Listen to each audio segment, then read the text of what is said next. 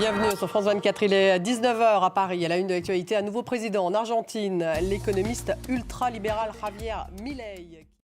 Le débat dans 10 minutes, il est consacré justement à cet homme, Javier Milei, le tout nouveau président argentin, et puis à ses promesses, puisqu'il souhaite, dit-il, passer son pays à la tronçonneuse. Alors d'abord, qui est-il? Un anarcho-capitaliste libertarien, un Trump, un Bolsonaro argentin?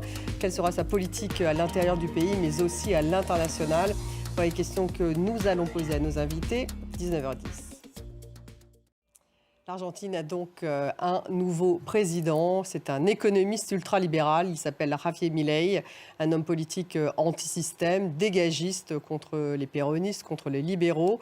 Il a distancé son rival, le ministre de l'économie Sergio Massa, un péroniste de plus de 11 points. C'est donc une période d'incertitude qui s'ouvre pour la troisième économie d'Amérique latine. Antoine Fesneau.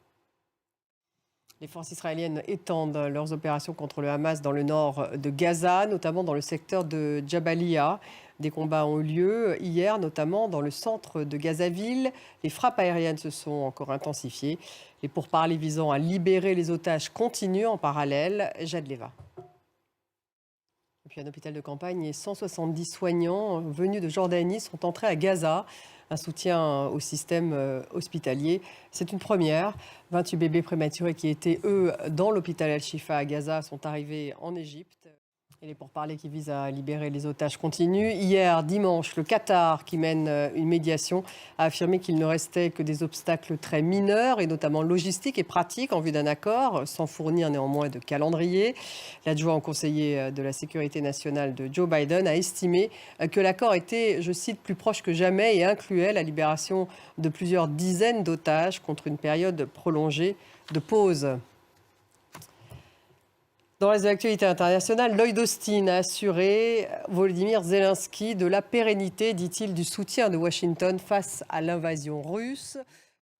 Et puis en Italie, plus de 200 personnes ont été condamnées à des peines allant jusqu'à 30 années de réclusion à l'issue d'un maxi-procès, le procès de la mafia de Calabre, la mafia la plus puissante de l'Italie. On fait un point tout de suite avec notre correspondante à Rome, Natalia Mendoza.